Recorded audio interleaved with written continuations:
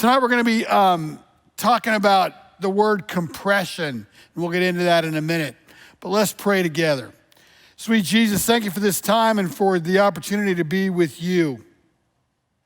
I want to pray for people tonight, Lord, that are struggling, that feel like they are alone, are afraid, and are being overwhelmed. And I want to pray, Lord, that you would open those hearts to a willingness to receive help that's available from us, from elsewhere, but an openness to receive help that's available and an understanding that isolation gets us nowhere.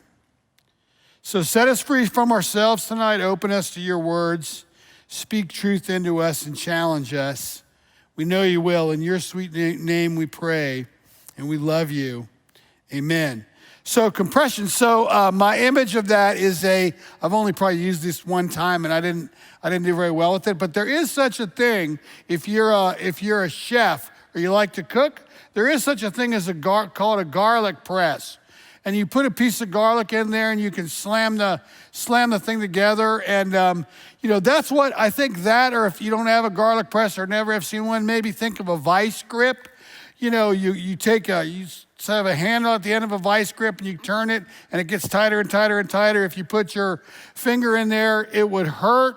And the more pressure you apply, the more it would hurt. Think of compression as some kind of an image like that. And that,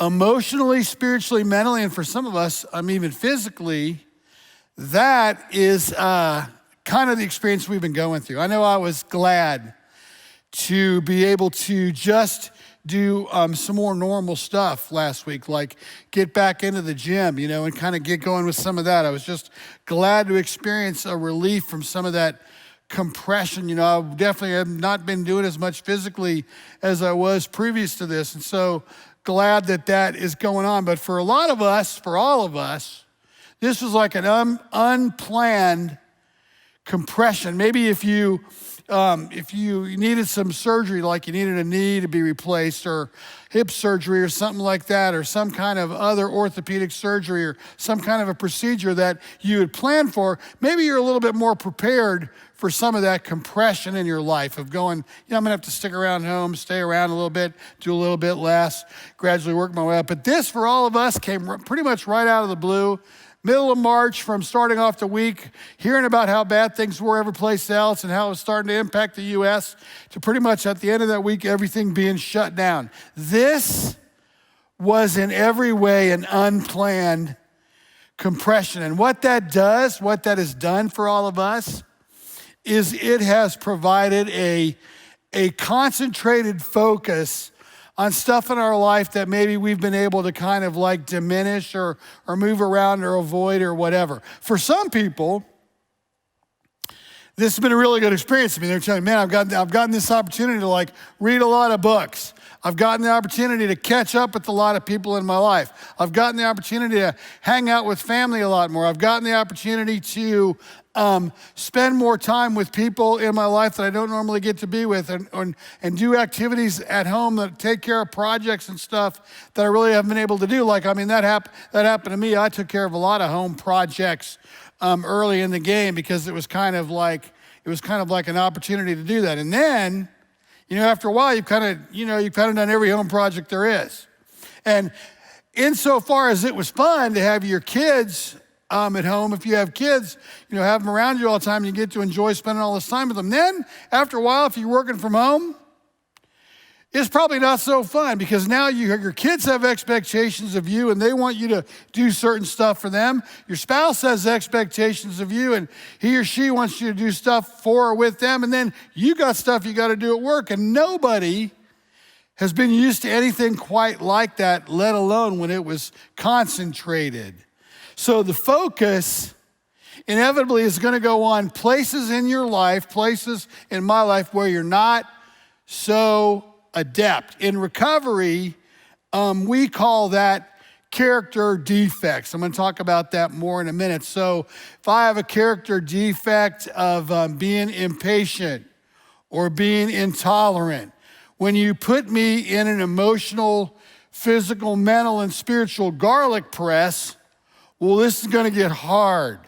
And the stuff in me where I'm vulnerable, the places in my life or your life where we aren't very developed, the places in our life where we struggle the most, those are going to be accentuated during this compression time, during this concentrated focus time. We're going to increase the intensity in this experience of both focus on myself, but also focus on others. I mean, you look around and you see, all you got to do is spend a minute and a half every day looking at Facebook, and it'll tell you everything you need to know about the increased focus of judgment. Can you believe those people that went out on the beach? Can you believe this person went over here and didn't do this? Can you believe this person would do something like that? Can you believe they would do this? It's unbelievable to me that they would do this. Can you believe this? Can you believe that? Can you actually imagine that could happen? What is the matter with them? What is wrong with them? Why can't they get a grip? Why can't they become like the way I want them to become? What is the matter with their behavior? We are all becoming very good at that whole judgment side of things, because now we get, for lack of having so much of a schedule that we've gotten used to having in our lives, now it's kind of been whittled down with the compression factor to the few things that we really are going to talk about. Since most of the stuff isn't there or hasn't been, we become very good at talking about this limited number of things, which provides scrutiny that we're not used to of others, but also of ourselves. And scrutiny can provide judgment. So the judgment just doesn't go onto other people, but it goes on to me with this intensity of focus. As the intensity of the compression life increases, the intensity of the focus on me and on others, and the propensity for me to want to judge myself and others increases. If I struggled before with not feeling like I was all that good spending time with my kids, or I didn't have good work-life balance, that's what you would call that, I guess. Well, now in this situation, man, I might be really bad at it. If I struggle with what it was like to pay attention to what's going on with everybody else after I spend so much time with them, I realize, man, I'm really all not that good. I'm not all that good at it. Maybe I'm really not all that patient. Maybe I'm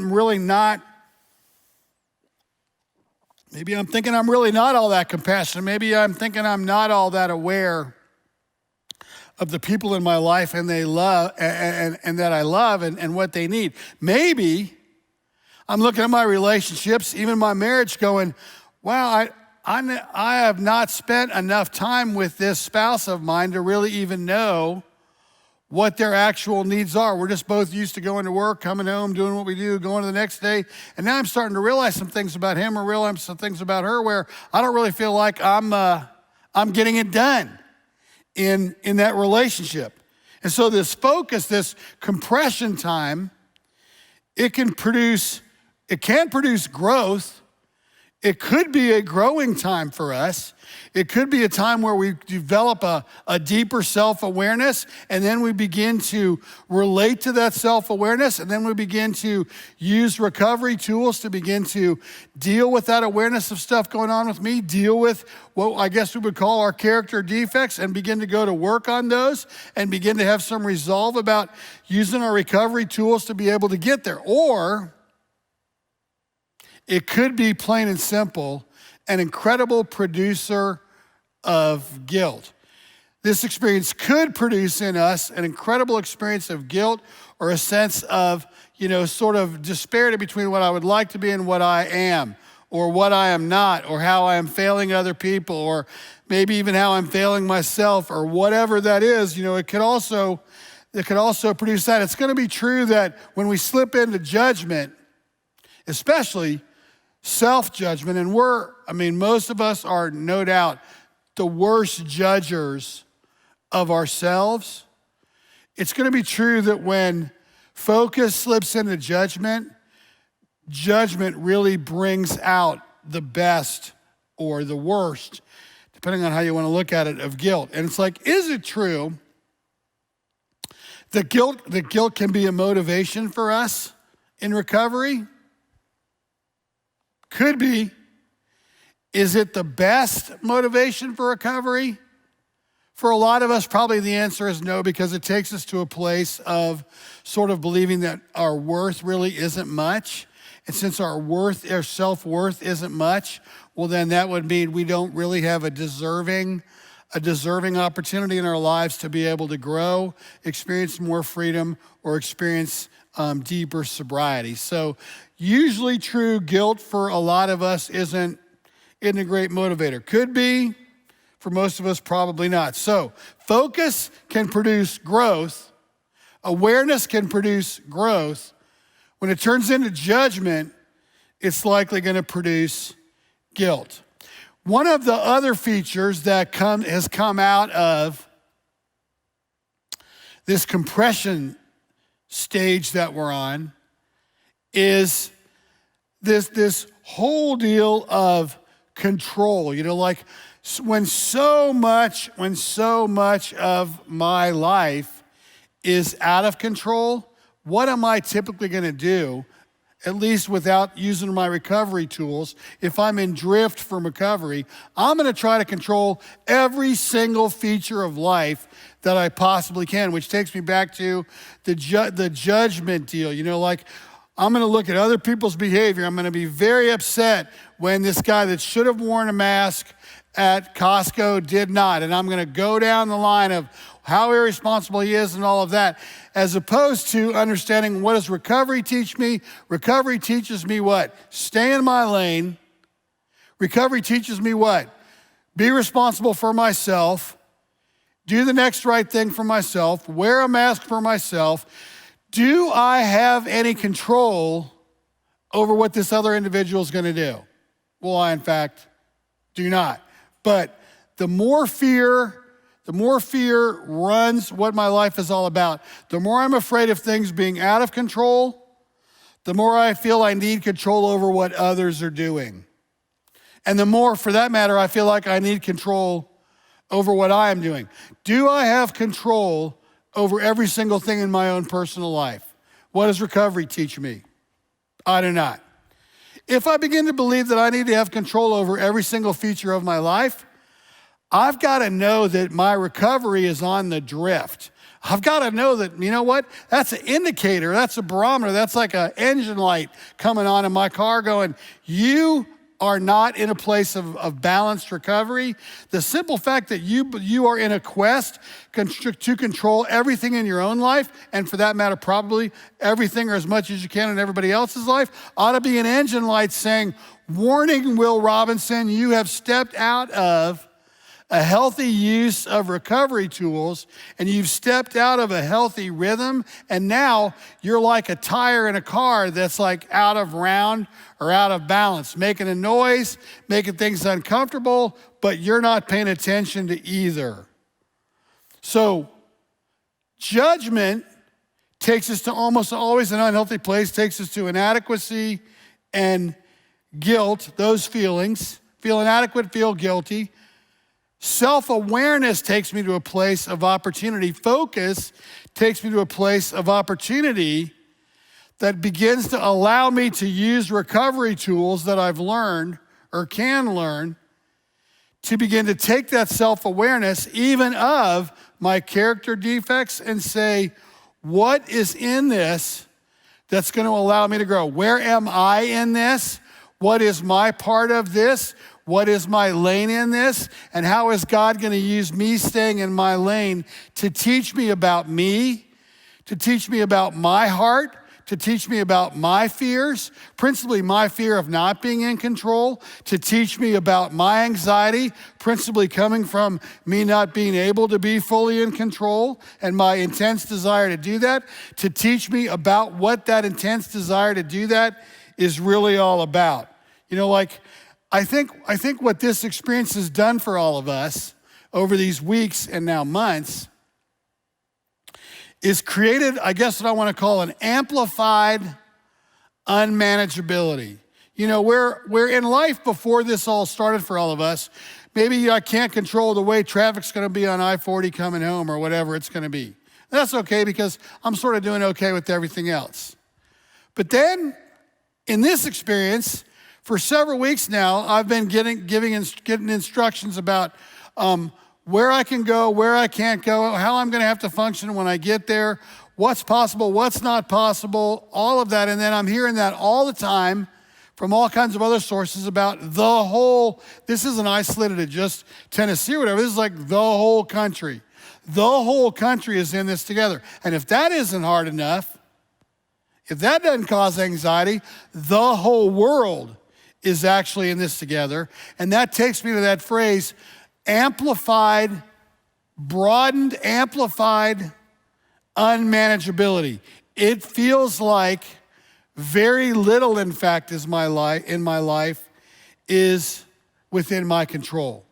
So my question is, if that goes on long enough, and that goes on without any recovery tools being applied to those feelings, because in fact, our feelings are just our feelings. We've talked about that before. Our feelings are just our feelings. They just are what they are. That's not really the deal. The deal is going to be, what am I going to do with my feelings? How am I going to respond to my feelings? How am I going to react to my feelings? What decisions am I going to make based on my feelings? And am I able to step back from my feelings and look at them for the larger view and going, this is the way I'm feeling, but is it true? Is it authentic? Is it legitimate? That's what recovery teaches us. Without those recovery tools, do I answer yes or no to this question? Do I resent everything in my life that I can't control? Do I resent everything in my life and everybody in my life who I cannot control? Like if I'm codependent, there's a large piece of that when it comes to the everybody. When someone isn't responding to me as a codependent the way I think they should, and the way I think they should based on what I believe is best for them, well, I'm gonna have a problem with them and with me. I'm gonna have a problem with them because they're non-compliant and they're not listening to me. And I'm gonna have a problem for me because I'm gonna feel the anxiety from not being able to do for them what I think needs to be done. So if the answer is yes, every time I can't control something or somebody, people, places, and things in my life, it causes a resentment in me, another clear indicator that my recovery life is on the drift. It's on the drift. What does that resentment do? Well, it puts me out of round with myself, others, God. It creates bitterness in me. I begin to overreact. I begin to try for a while to over-control. All that happens out of resentments. Well, it's also true that if there are amplified anxieties that come out of this experience of compression, well then now, because I'm spending so much time in this restricted environment, it's likely true that my character defects have also been amplified. If I am impatient, now I'm this much more impatient. If I am judgmental, now I'm this much more judgmental. If I am a person that simply doesn't do well with anything other than my sense of order, now that is really going to be amplified. If I am trying to live a life where, my role in my family or whatever, I kind of reign supreme, that's sort of how I see myself, well, that character defect of a lack of humility really is going to be increased. If my lack of awareness of serving other people is a character defect of mine, and I tend to be selfish, well, now it's really going to be amplified. So the truth of the matter is, with a decrease in recovery life,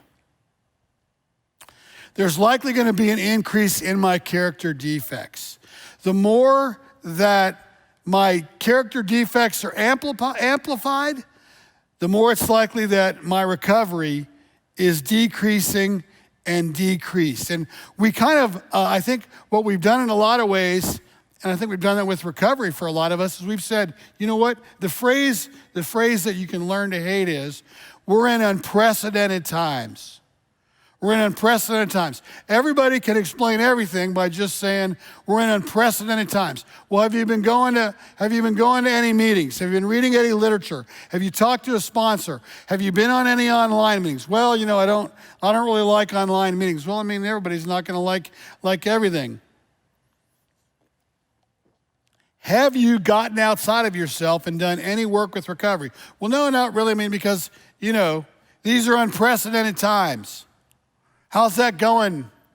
How's that going for you right now? How's that working? Are you finding yourself more judgmental? Are you finding yourself obsessing about other people, other places, and other things more often than was true when you had a recovery rhythm going on? Are you finding yourself more critical of yourself and others around you? The truth of this is that recovery, the tools of recovery, have never succumbed to this pandemic. The tools of recovery have never succumbed to this pandemic. They've never taken a break. They've never taken a leave. They've never said, well, we'll resume recovery life when this is over. Man, this might be, for a lot of us, this actually might be one of the most critical times in our life to really understand depth in recovery based on this compression that we're in the middle of. I mean, how do you start? How do you start developing a new rhythm of recovery in your life? Well, first of all, you start off, I think, with this statement. I realize I am going to be honest about the fact that I am not my own God and that I am not my own supreme being. I am not my own God and I am not my own supreme being. Step one. What comes out of that? I cannot control people, places, or things. Think how much judgment and think how much anxiety is going to be eliminated in your life when you actually begin to live out of that truth, that recovery truth, that I am not my own supreme being and that I cannot control people, places, or things. Second axiom is this: I am only responsible for me. I am only responsible for me. You're struggling with codependency, that seems like a phenomenal statement. It is probably very scary. It is probably very unnerving. You probably believe that that is actually very untrue. And if all those things are what you're feeling, I want to encourage you, man, get a hold of a book on codependency. We have them in our office. Come see us. Get in the codependency groups that are now starting up again on Tuesday nights. Get involved in the online group for family and friends compulsion education. I know that that's an unnerving statement. I am responsible for me. It's unbelievably true and unbelievably important. And it is, as a serenity prayer says, it is a pathway, a step on the pathway, a big step on the pathway to peace. I am only responsible for me. The truth about recovery is it always has had and always will have more strength, more spiritual truth, more health, more healing, more freedom for my life than circumstances ever will. Even if I was experiencing the perfect circumstances in my life, recovery life has so much more truth, so much more power, so much more peace to it than any circumstances that I might be wishing or willing to be true. Joshua 24 says it like this: so fear the Lord and serve him wholeheartedly. Put away, and these are our circumstances, put away forever the idols your ancestors worshiped when they lived beyond the Euphrates River and in Egypt. Serve the Lord alone. Is your perfect sense of the perfect life an idol? Is the way that you think your spouse ought to be, ought to behave, ought to function, ought to think, ought to feel, ought to act, do you think that's an idol? You think it's true that if you are trying to determine the way your kids ought to think, act, feel, and be, do you think that could be an idol? The perfect children, the way they should be in a perfect place and the perfect goals that they ought to accomplish in the perfect time. Do you think that's an idol? Do you think the desire for being completely back in control, do you think it's possible that that would be an idol in your life? Do you think that it's possible that right now fear is an idol in your life? Put those away, God is saying to you. But if you refuse to serve the Lord, then choose today whom you will serve. Would you prefer the gods your ancestors served beyond the Euphrates? Or will it be the gods of the Amorites in whose land you now live? But as for me and my family, we're going to serve the Lord. How do you do that? You take away the role in your life. You take off the hat of being your own supreme being and God for yourself. And you begin to walk with the God in Jesus who loves you, who laid down his life for you, who builds a confidence in him in your heart when you let him in. That's my encouragement. Do everything possible to open your heart. Let in the love of Jesus. Let in the love of God. Let in the opportunity for God to show you what it's like for him to be God and for you to be free from that desire to be God. Thanks so much. In his sweet name, amen.